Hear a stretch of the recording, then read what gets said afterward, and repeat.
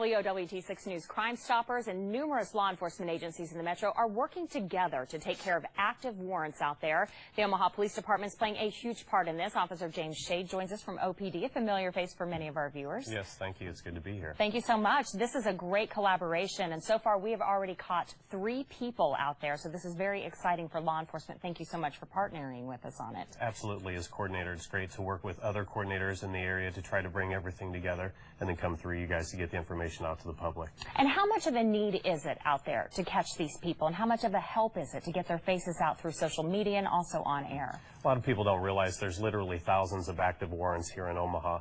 And so when we get that information out to you and you publicize it for the people out there, as soon as they see something and turn it into us, we're able to make an active arrest and get those people off the streets. It's very, very helpful to us. And as we've been looking at the faces all day, can you kind of run down some of the crimes some of these people are wanted for?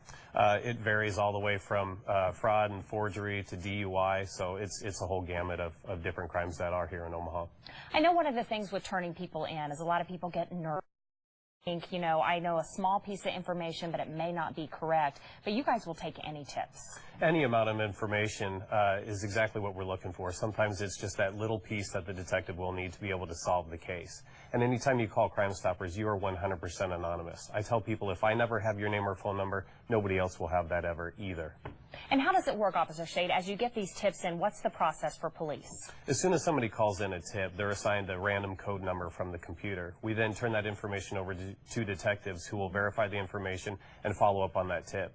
If that information is good and valid and we can make a good solid arrest on that, we'll mark that tip for payout. The tipster is then given a password. They'll go to a secure bank location, use their tip number and their password, and they receive cash. At no time do they give their ID or have to sign any paperwork, so they're anonymous from the time they give the tip to the time they pick up their cash. So this is a very organized process designed to protect the people that are calling in with these tips. Absolutely. Crime Stoppers is a worldwide program, and anonymity is the key to make sure that this is a successful program both for the citizens and the police department. What about the people out there that might worry about retaliation, thinking the suspects may know who turned them in, even though they're anonymous, but still that kind of fear that resides in people?